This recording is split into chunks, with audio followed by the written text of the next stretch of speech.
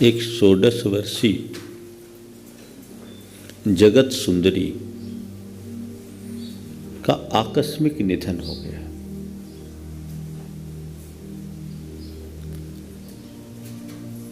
राजोद्यान में पड़े उसके शव को देखकर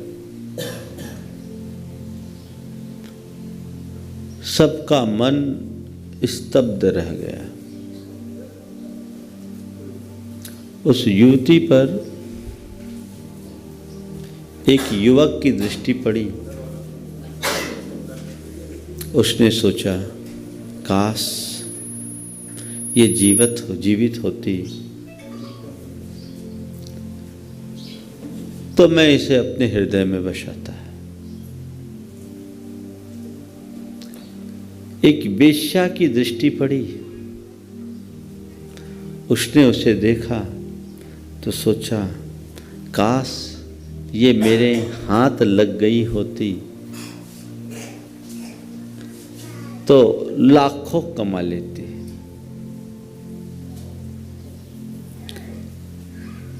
किसी संत की दृष्टि उस पर पड़ी और संत ने उसके उस देह को देखा, रूप को देखा। उनके मुख से निकला, हाय, इतना सुंदर जीवन व्यर्थ चला गया। काश ये त्याग के मार्ग में निकली होती तो अपना कल्याण कर ली होती। एक कवि की दृष्टि उस पर पड़ी। कवि ने उसकी रूप राशि को देखा तो कहा, काश ये सचेतन होती तो मेरी कविता भी सचेतन हो गई होती। घटना घटती है लेकिन उसका प्रभाव हर व्यक्ति पर अलग अलग पड़ता है। चीज़ों को हर व्यक्ति अलग अलग दृष्टि से देखते हैं। जैसी हमारी सोच होती है वैसी हमारी भावना होती है, वैसी हमारी दृष्टि बन जाती है और उसी अनुरूप हमारा जीवन का चक्र चलता है। संत कहते हैं, हमारा संपूर्ण जीवन हमारी दृष्टि पर अवलंबित है। एक कहावत है, जैसी दृष्टि वैसी सृष्टि। सवाल दृष्टि का है। आज बात है द की। मैं बात करूंगा दृष्टि की, मैं बात करूंगा दृष्टिकोण की। अलग अलग लोगों की अलग अलग दृष्टि है और सब लोग अलग अलग दृष्टिकोण से चीज़ों को देखते हैं और वही उनकी प्राथमिकता होती है। उसी अनुरूप उनका जीवन बनता है। हम चल रहे हैं, आज आपसे 4 प्रकार की दृष्टि की बात करूंगा और इन 4 प्रकार की दृष्टि में देखना कि मैं कहाँ हूं। सबसे पहला अर्थ दृष्टि। अर्थ दृष्टि यानी आर्थिक दृष्टिकोण। ज्यादातर मनुष्य आजकल हर बात को आर्थिक दृष्टि से देखते हैं और वो आर्थिक दृष्टिकोण से जब हम किसी बात को देखते हैं, अर्थ दृष्टि से देखते हैं, तो वहाँ अच्छा और बुरा गौण हो जाता है। लाभ और हानि, प्रॉफिट और लॉस हमारे सामने आ जाता है। ऐसे लोगों का जीवन बड़ा कैलकुलेटिव होता है। आजकल ज़्यादातर लोगों की दृष्टि पूरी तरह से अर्थानुबंधित हो गई है। उनका एक ही मकसद है, जैसे तैसे कैसे, बस पैसे हो। पैसों के पीछे उन्हें किसी से कोई मतलब नहीं। पैसों के आगे माँ बाप, भाई बहन, रिश्ते नाते सब व्यर्थ है। जो कहावत है, ना बाप बड़ा ना भैया, सबसे बड़ा रुपया है। ये दृष्टिकोण लोगों का बहुत तेजी से बढ़ रहा है। जब से पश्चिमी जीवन मूल्य हम पर हावी हुए हैं, तब से इसमें और अधिक वृद्धि हुई है, बढ़ोतरी हुई है। हर कुछ के लिए पैसा, बंधुओं, पैसा बहुत कुछ है पर सब कुछ नहीं। बस इतनी बात हमें समझने की जरूरत है। पैसा बहुत कुछ है, सब कुछ नहीं। वो जीवन का एक माध्यम है, मंजिल नहीं। जितना जरूरी है उतना पैसे का संग्रह करना बुरा नहीं है, पर पूरा जीवन पैसे के पीछे खपा देने से बुरा और कुछ नहीं है।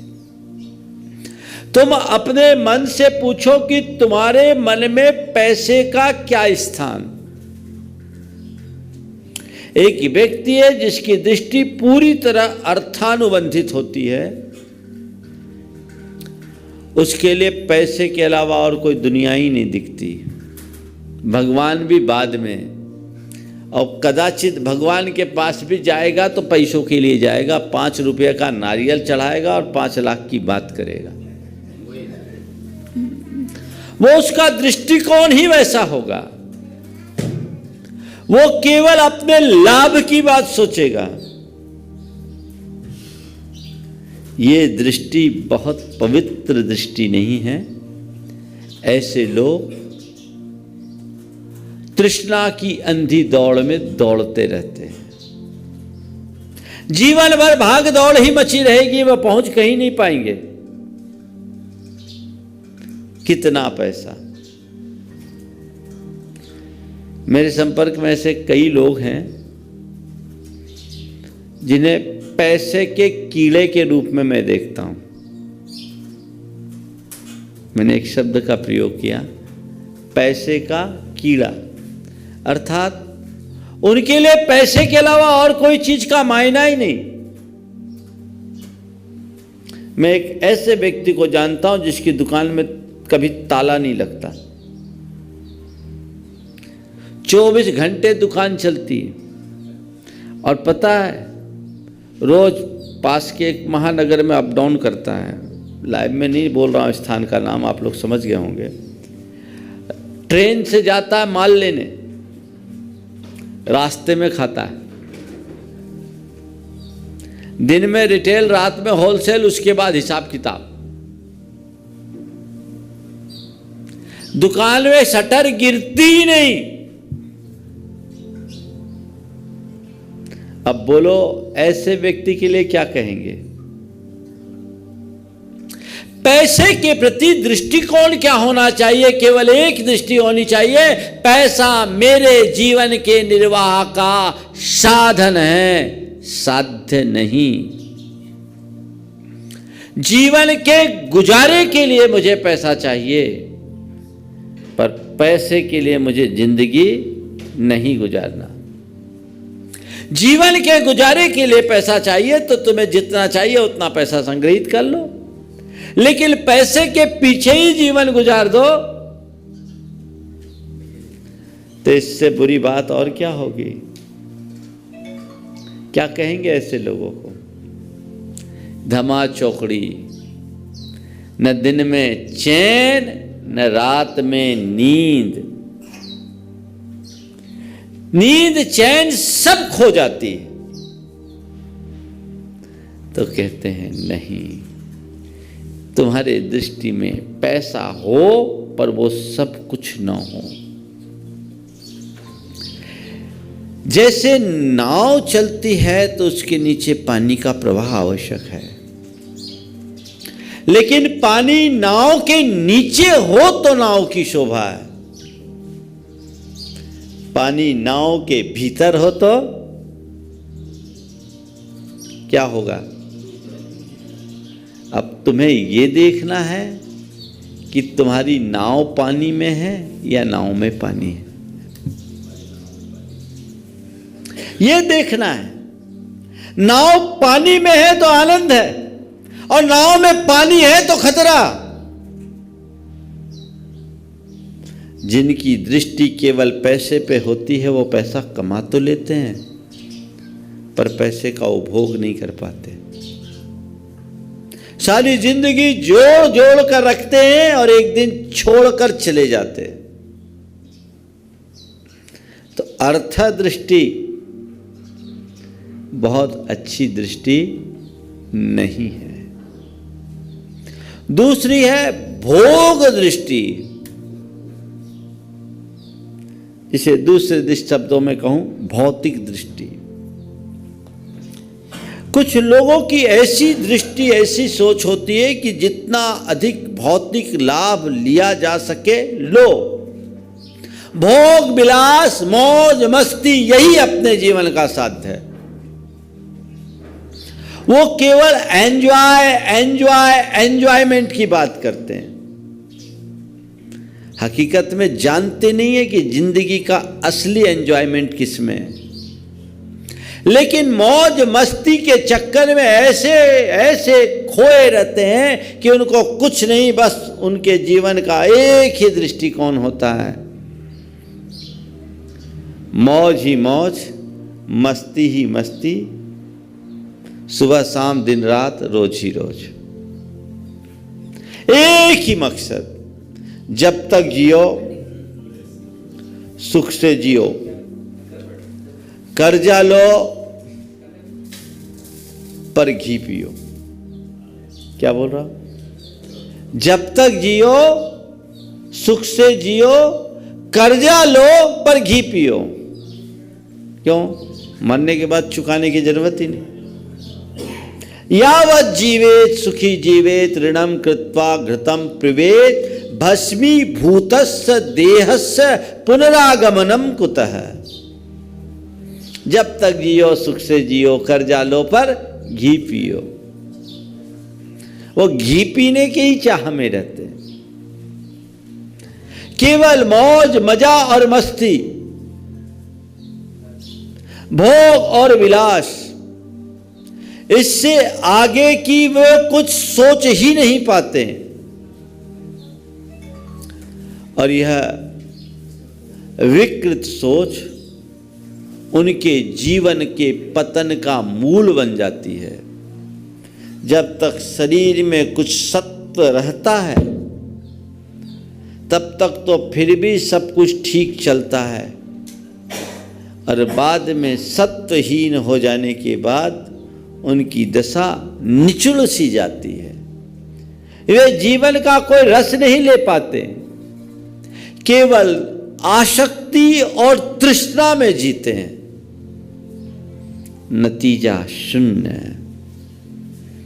संत कहते हैं, भोग की तरफ दृष्टि जिसने भी रखी है उसने जीवन भर दुख पाया है। भोगों में मिला क्या है आज तक?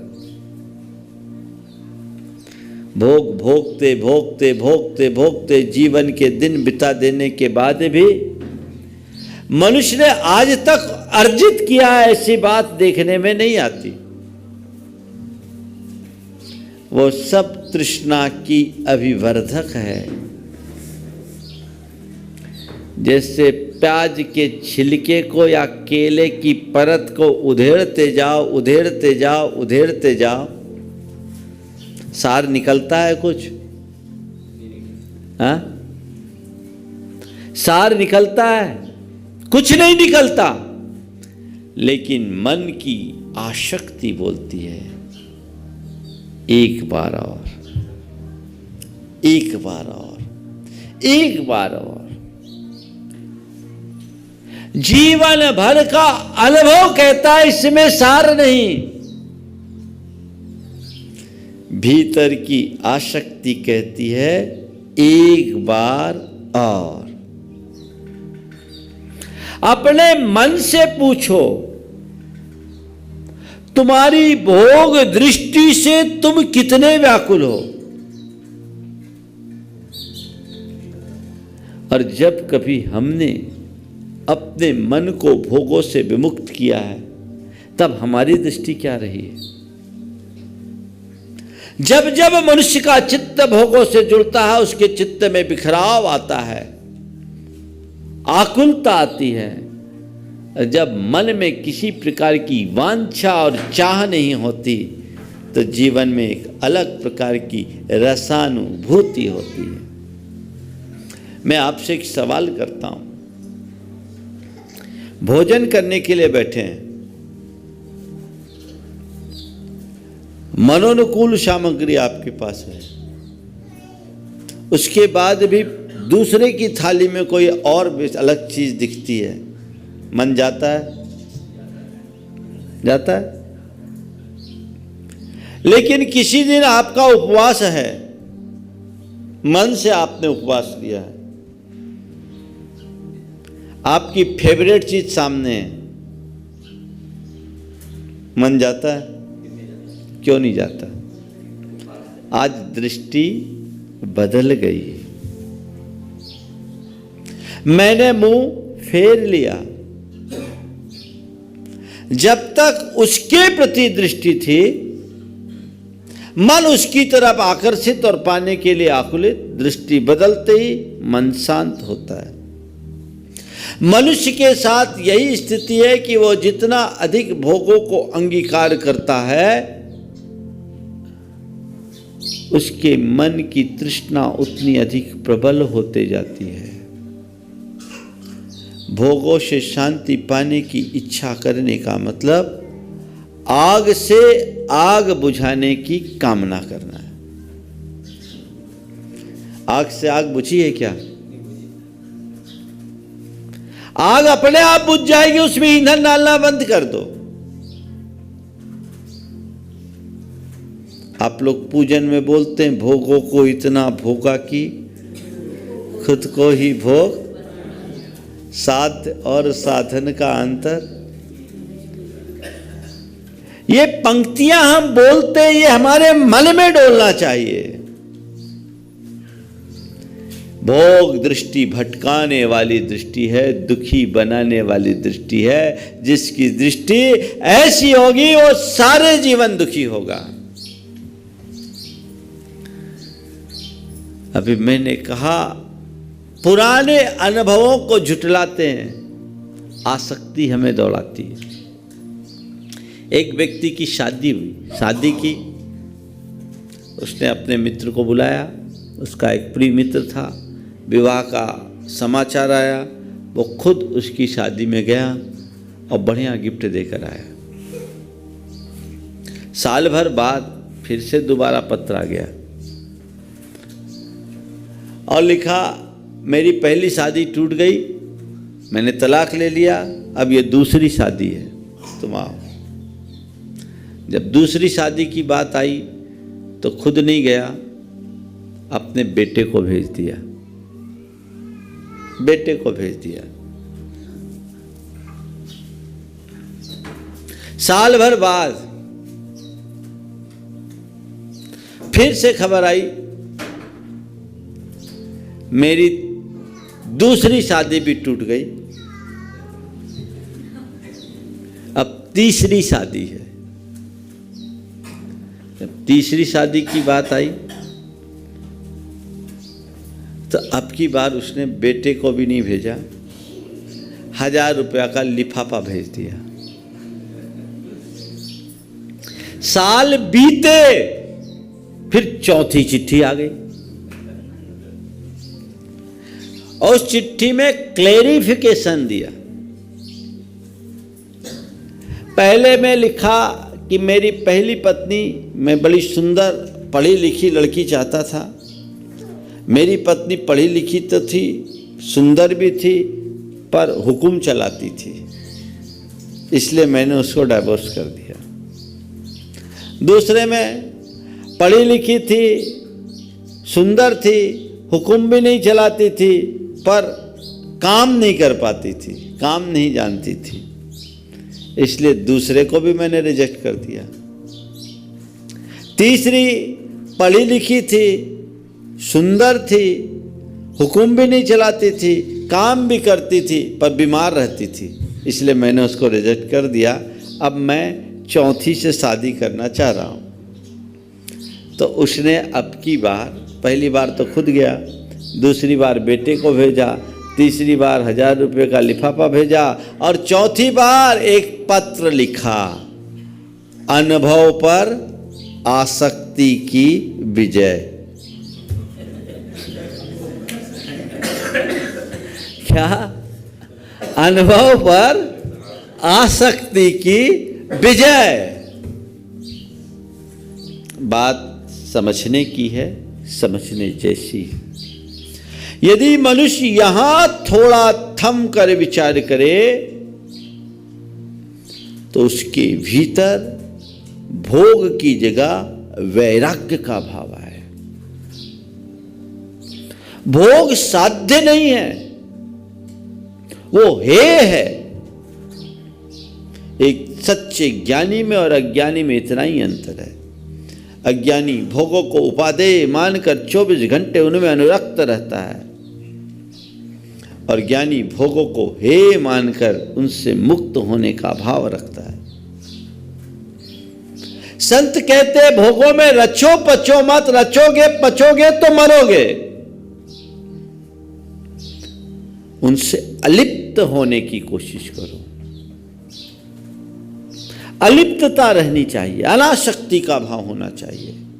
मैंने देखा एक जगह कफ पड़ा हुआ था, एक मक्खी आई, कफ में कूद गई, उसके पंख उसमें लिपट गए, थोड़ी देर में उसके प्राण निकल गए।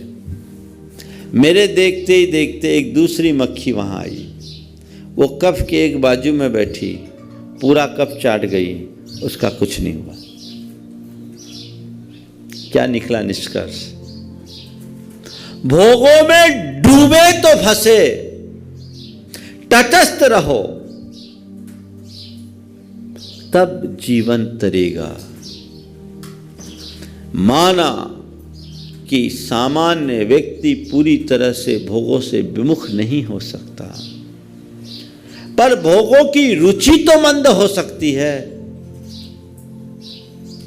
पांचों इंद्रिय के जो विषय विलास है उन्हें उत्तरोत्तर कम करने का मनोभाव रखना चाहिए। दृष्टि बदलते ही व्यक्ति की दुनिया बदल जाती है। मेरे संपर्क में एक ऐसे व्यक्ति हैं,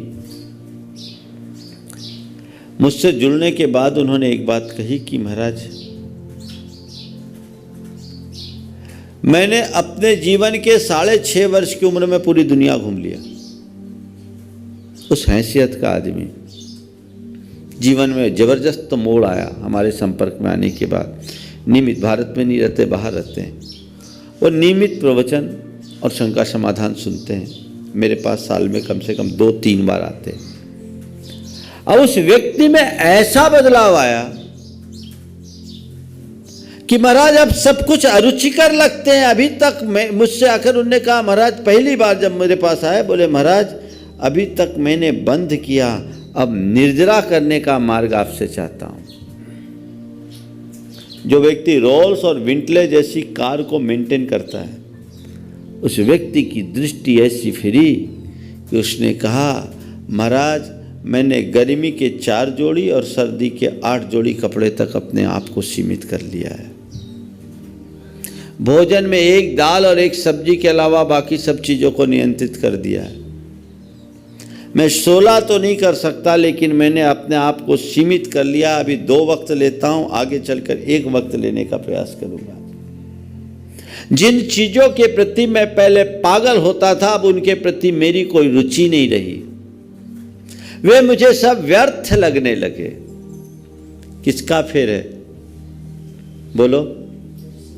हाँ, दृष्टि का। दृष्टि बदलते ही जो रुचिकर है वही हे लगने लगते हैं, रुचिकर लगने लगते हैं। खेल दृष्टि का है। चलो आपको एक उदाहरण देता हूं। उसने बड़ी आत्मीयता से आपको भोजन करने के लिए बिठाया और एक से एक व्यंजन, उसके गंध, उसके रूप को देखकर मुंह से लार आ रही है, मुंह में पानी आ गया। खाने की इच्छा आपके मन में हुई, वाह क्या बढ़िया भोजन है। आपने मुंह से कहा, इसी बीच उसने कह दिया, जिंदगी में कभी नहीं खाया होगा। अब बोलो, खाना चाहोगे? हाँ, क्या हो गया? जहर हो गया। क्या हुआ उसमें? कुछ छिड़क दिया जहर? क्या, क्यों जहर हो गया? थोड़े देर पहले जिसके पीछे मुंह से लार टपक रही थी, मुंह में पानी आ रहा था, अब उस थाल को ऐसे सरकाने की बात आ गई। क्यों? क्यों? दृष्टि बदल गई। ठीक, ये द्वेष के कारण तुमने ऐसा किया, सामने वाले के दुर्वचन से प्रभावित होकर के तुमने ऐसा किया। लेकिन जिस दिन वैराग्य के कारण तुम्हारी दृष्टि बदलेगी, उस दिन तुम्हारे पास 56 भोग भी होंगे तो हे दिखने लगेंगे। तो भोग दृष्टि हे है, इससे अपने आप को बचाइए। तीसरी है वैराग्य दृष्टि। वैराग्य जगह आत्मा और अनात्मा का भेद समझ में आ जाए, सार और असार का बोध हो जाए, हे और उपादेय का ज्ञान हो जाए, कर्तव्य और अकर्तव्य की पहचान हो जाए। वो वैराग्य मूलक दृष्टि जो तुम्हारे जीवन को बदल दे। अब कुछ नहीं इनमें, मेरा कोई सार नहीं। बहुत मुश्किल से आती है। आप लोगों के अंदर वैराग्य की दृष्टि आती है कब? जब किसी को पहुंचाने जाते हो तब, है ना। आजकल तो लोग बोलते महाराज वो भी नहीं बची। सब मगन है अपने में। जिस दिन वैराग्य की दृष्टि जग जाए, सब कुछ होते हुए भी कुछ न रखने का भाव आ जाता है। हमारे यहां जम्बू स्वामी की कथा आती। भगवान महावीर के निर्वाण के उपरांत तीसरे केवली हुए जम्बू स्वामी मथुरा के एक नगर श्रेष्ठी के पुत्र थे, इकलौते पुत्र। अपार वैभव और विलासता में पलने वाले। लेकिन जिस दिन उनको वैराग्य जगा, उन्होंने कहा अब मुझे संसार में नहीं फंसना। इकलौता पुत्र, मां का गाढ़ अनुराग, वो वैरागी हो गया। अब मुझे संसार में नहीं फंसना। मां निवेदन कर रही है, बेटा तू चले जाएगा तो मेरा क्या होगा? मेरे सपने मत तोड़। मां तू सपने तोड़ने की बात कर रही है, सब सपने में ही तो जी रहे हैं। जिस दिन सपना टूटेगा उस दिन अपना क्या है ये पता चलेगा। तेरे सपने तोड़ने की बात कर रही है, मैं तेरा सपना नहीं तोड़ रहा हूं, मेरा सपना टूट गया, सत्य मुझे समझ में आ गया, अब मुझे कुछ नहीं चाहिए। फिर भी मां के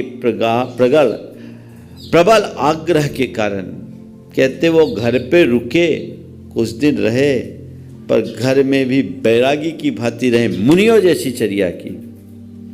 मां ने उनसे केवल इस बात के लिए राजी कर लिया कि ठीक तेरा विवाह प्रस्ताव तय है, तू शादी कर ले, एक रात रुक जा, फिर तेरी जैसी इच्छा कर लेना। बहुत आग्रह करने के बाद उन्होंने कहा ठीक है, तू कहती है तो मैं विवाह के लिए तैयार हूं, चूंकि मेरा पहले से सब निश्चय है, लेकिन मैं तो बस मुझे साधु बनना है, मैं घर पे नहीं रहूंगा। मैंने कहा एक रात तो रहेगा, बोला एक रात मान लिया, पर उन लोगों से पूछ लो। कहते हैं 8 कन्याओं से विवाह था,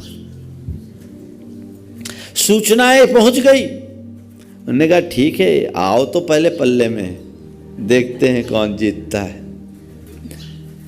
देखेंगे, ये तो अभी कहने की बात है, फेरे पड़ने के बाद फेरे में पड़ जाएंगे। विवाह हुआ, करोड़ों मुद्राएं दहेज में जलाए गए।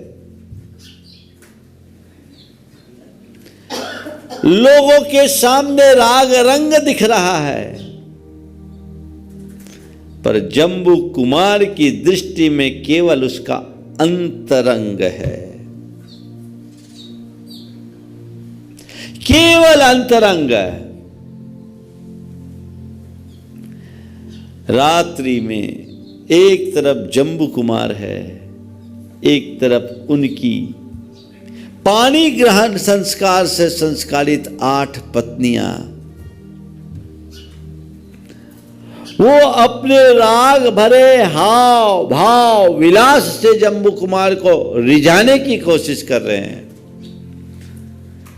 पर जम्बू कुमार अपनी वैराग्य दृष्टि से संपन्न रहने के कारण मेरू की तरह अटल है, कोई असर नहीं।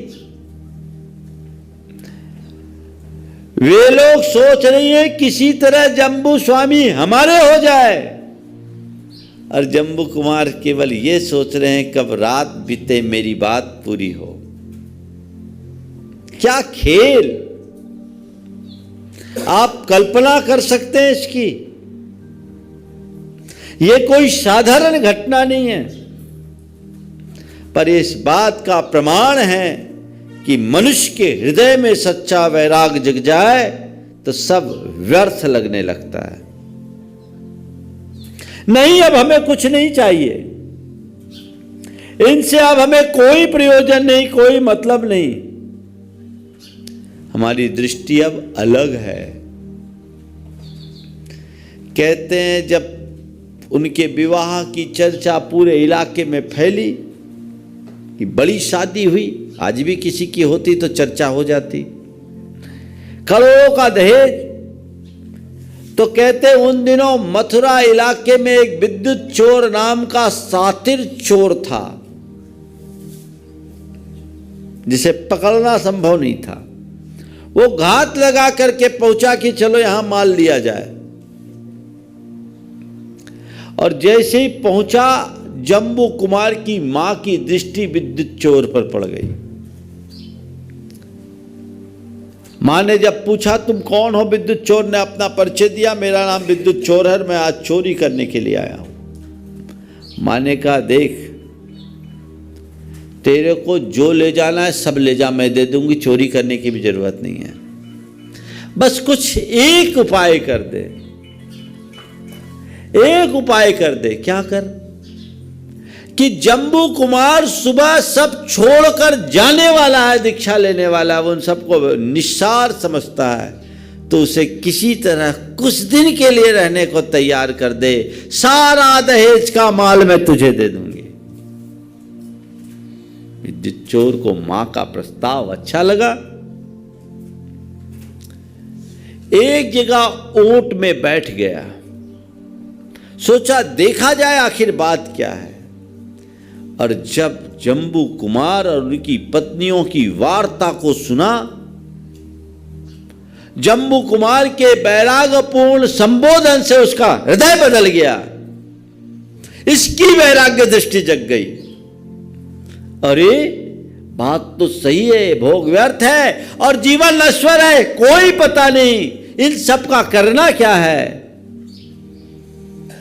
अब तो केवल सार को पाना है, सार को छूना है।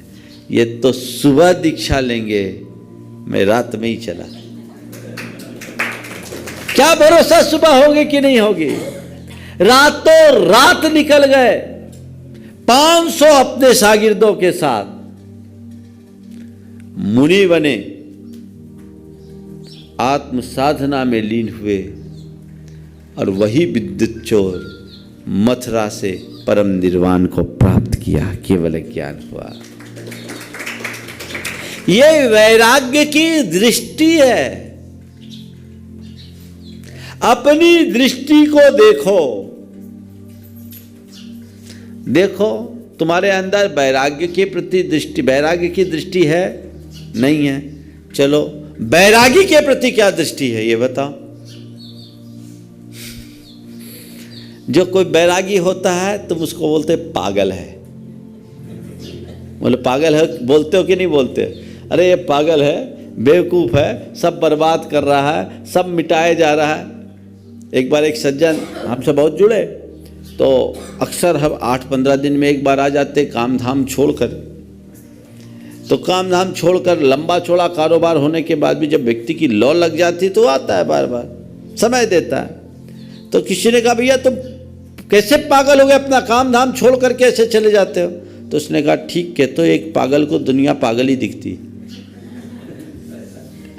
जो खुद पागल होगा उसको सब पागल दिखाई पड़ेगा। एक व्यक्ति जो भीतर से वैरागी है, दुनिया उसको पागल मानती है। कैसा पागल है भैया? ये पागलपन ही अच्छा है तुम्हारे जैसी समझदारी की अपेक्षा। पर आज मुझे समझदारों का पागलपन समझ में नहीं आता। दिखते समझदार है पर प्रवृत्ति पागलपन की है।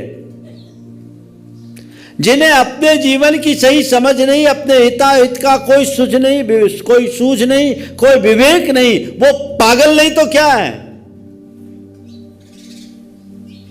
समझिए, वैराग्य दृष्टि जगाइए और वैरागी के प्रति श्रद्धा मूलक दृष्टि रखिए। देखिए, आप लोग जब किसी व्यक्ति को संपर्क में आते हैं, कोई आदमी धनी होता है तो आप उसके बारे में क्या बोलते हो? ये बड़ा संपन्न आदमी है, बड़ा रिच आदमी है ना? ये बोलते कि नहीं बोलते? धनी व्यक्ति से जब आपका परिचय होता है या आप किसी का परिचय कराना चाहते हैं, धनी व्यक्ति से किसी का परिचय कराना चाहते हैं, तो यही बोलते हैं ना, ये बड़े रिच पर्सन हैं, बड़े संपन्न हैं, या पैसे वाले हैं, धनी हैं, ये बोलते हैं। हाँ, कोई धर्मी व्यक्ति दिखता है, उसका आप परिचय क्या करते हैं? ये धर्मात्मा है, ये बोलते हैं ना, महाराज ये बड़े धर्मात्मा है, या एक दूसरे से परिचय के बड़े धर्मात्मा व्यक्ति हैं, बोलते हैं। पर कभी ये बोलते हैं बड़ा सुखी आदमी है? बोलो, क्यों नहीं बोलते? वो सुखी है कि नहीं? तथा कथित धनिकों से ज्यादा सुखी वो धर्मी है जो वैराग्य के साथ, संतुष्टि के साथ जीवन जी रहा है। पर कभी हमें दिखता ये आदमी सुखी है? व्यक्ति का धन दिख जाएगा, धर्म दिख जाएगा, सुख नहीं दिखता, क्योंकि हमारी दृष्टि उल्टी है। तो दृष्टि को बदलिए। अर्थ दृष्टि, भोग दृष्टि, वैराग्य दृष्टि, और चौथी दृष्टि है आत्मदृष्टि। वैराग्य से भी ऊपर है आत्मा। वेद विज्ञान के साथ अपनी दृष्टि को आत्मा पर केंद्रित कीजिए।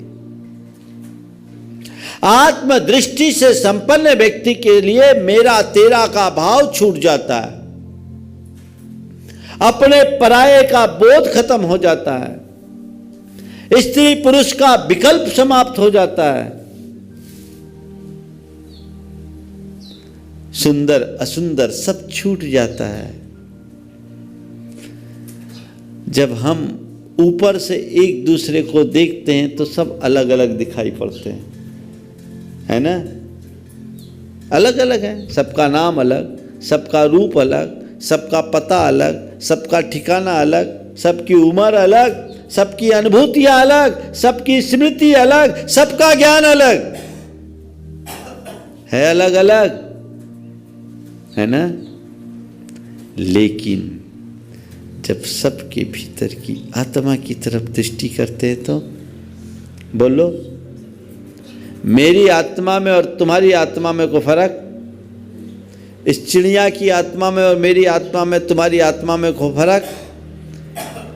संसार के हर प्राणी की आत्मा एक है, एक जैसी है। और संसारी की आत्मा ही नहीं, सच्चे अर्थों में देखा जाए तो भगवान की आत्मा और मेरी आत्मा में कोई अंतर नहीं है। भगवान की आत्मा में और मेरी आत्मा में कोई मौलिक अंतर नहीं है। ये आत्मदृष्टि समता को उद्घाटित करती है। इसी आत्मदृष्टि से वसुधैव कुटुंबकम की बात आती है। अयम निजः परो वेत्ति गणना लघु चेतसाम उदार चरिता नाम तु वसुधैव कुटुंबकम। ये मेरा ये तेरा ये तो छोटी सोच वाले लोग करते हैं। जो विशाल आत्मदृष्टि से संबद्ध हैं उनके लिए सारा संसारी परिवार है। वो आत्मदृष्टि जब व्यक्ति के हृदय में प्रकट होती है तब वह अपने जीवन को परम ऊंचाई तक पहुंचाने में समर्थ होता है। लक्ष्य वही रखना चाहिए। और जैसे जैसे आत्मिक दृष्टि बढ़ती है मनुष्य की प्रवृत्ति में सहजता आना शुरू हो जाती है। दृष्टि वहां रखनी चाहिए। क्षुद्र बातों में हम इतना उलझ जाते हैं कि हमारा आत्म तत्व हमसे छिटककर काफी दूर हो जाता है, जबकि वही मूल तत्व है। उसे पहचानो, उसे जानो, उसकी आराधना करो, तब सच्चे अर्थों में हम अपने जीवन का उत्थान कर पाएंगे। चाहे साधु हो या गृहस्थ, दृष्टि का केंद्र बिंदु तो आत्मा होनी चाहिए। आत्मा की दृष्टि से संपन्न होकर हम जो कुछ भी करेंगे वो हमारे जीवन के उन्नयन का आधार बनेगा, और आत्म दृष्टि से विमुख हो जाएंगे पतन निश्चित। कहते आत्म अनात्म के ज्ञान बिन जे जे करनी तन करन छीन। तुम कितना भी त्याग करो, तपस्या करो, व्रत करो, उपवास करो, दान करो, पुण्य करो, किसके लिए कर रहे हो? अगर आत्मा के लिए कर रहे हो तब तो वो उपलब्धि है। आत्मदृष्टि से संपन्न होकर कर रहे हो तब तो वो उपलब्धि है। और आत्मदृष्टि से शून्य होकर के कर रहे हो तो किंचित भौतिक लाभ उससे भले मिल जाए, कुछ पुण्य लाभ भले उससे मिल जाए, आत्मा का उद्धार नहीं है। आत्मा की दृष्टि के बिना आत्मोद्धार संभव नहीं। तो क्या कीजिए? आत्मा की दृष्टि को उद्घाटित कीजिए, वैराग्य दृष्टि को निरंतर बढ़ाने की कोशिश कीजिए। अगर आत्मा की दृष्टि आपके भीतर उद्घाटित हो गई, वैराग्य दृष्टि जग गई, तो भोग दृष्टि मंद हो जाएगी, अर्थ दृष्टि गौण हो जाएगी। केंद्र आत्मा है। आज तुम कुछ भी काम करो, धर्म लोग करते हैं ऐसा नहीं है, लेकिन आत्मदृष्टि कितने लोगों की है? सुबह से रोज तुम पूजन करते हो, पाठ करते हो, जाप करते हो, सामायिक करते हो, प्रतिक्रमण करते हो, किसके लिए? शुद्ध है? मन से पूछना। अगर उसकी शुद्ध है तो तुम्हारी क्रिया कोरी क्रिया नहीं होगी, तुम्हारी क्रिया एक प्रयोग बनेगी। वो प्रयोग जो तुम्हें भीतर से बदल दे। और एक क्रिया कर रहे हैं, हाँ ठीक है, हमारे लिए संस्कार में धर्म मिला है, हमने गुरुओं से प्रेरित होकर धर्म करना शुरू कर दिया, आखिरी तक पता नहीं किसके लिए कर रहे हैं। तो परिणाम कभी भी अनुकूल नहीं आ सकता। अनुकूल परिणाम पाने के लिए हमें सतत प्रयत्न की जरूरत है, प्रयास की जरूरत है। तो जो भी कार्य करो आत्मा को सामने रख करके करो। ये मैं आत्महित के लिए कर रहा हूं, भौतिक लाभ के लिए नहीं। दान दे रहा हूं किसके लिए? नाम कमाने के लिए, लोगों पर एहसान करने के लिए नहीं। दो तरह के लोग दान देते हैं। बहुत से लोग उदार होते हैं, दान देते हैं, चलो भाई पैसा कमाया है दान दे दो, लोगों के लिए उपयोग हो जाएगा। और एक व्यक्ति ये सोच करके दान देता है कि भाई कर्म के निमित्त से मेरे पास अगर संयोग से कुछ है तो इसका सदुपयोग हो जाए, ये मेरा है कहाँ। अंतर आएगा। एक धन को तुम अपना मान करके दान दे रहे हो और एक आत्मदृष्टि से संपन्न होने के कारण तुम्हें धन पराया दिख रहा है और तो दान दे रहे हो। दोनों के दृष्टिकोण में एक रूपता है क्या? बोलो बोलो। दूसरों की चीज से कभी मनुष्य अपने अंदर नाज नहीं करता, तो पराये धन पर इतना अभिमान क्यों? वो आत्मदृष्टि से संपन्न व्यक्ति की यही दशा होगी। मेरा है नहीं, मेरे पास है, इसका सदुपयोग करो। संसार के जितने भी संयोग है पर है, आत्मदृष्टि जगने के बाद ये घटित हो जाता है। उसकी दृष्टि केवल एक ही होती है, अहमिक खो खल शुद्धो दंसन नान मई यो सदा रूवी नवी अत्थि मध्य किंचवी अन्नम परमाणु मित्तम पी। मैं एक शुद्ध आत्मा हूं, ज्ञान दर्शन लक्षण वाला हूं, अरूपी हूं। मुझसे भिन्न एक परमाणु भी मेरा नहीं है। ये श्रद्धा, ये दृष्टि जग जाए तो माया का जंजाल अपने आप नष्ट होगा। वो जगाने की कोशिश कीजिए। इसी दृष्टि का नाम सम्यक दृष्टि है। ये घटित हुई तो बेड़ा पार होगा। ऐसी दृष्टि आएगी, सृष्टि अपने आप बदल जाएगी। फिर दूसरों के दोष नहीं देख सकोगे, प्रपंच में नहीं फंस सकोगे, सहज रूप से अपने जीवन को आगे बढ़ाओगे। तो ऐसी दृष्टि से संपन्न करते हुए अपने आप को आगे बढ़ाने की कोशिश होनी चाहिए, जो जीवन की बेहतरी के लिए सबसे ज़्यादा आवश्यक है।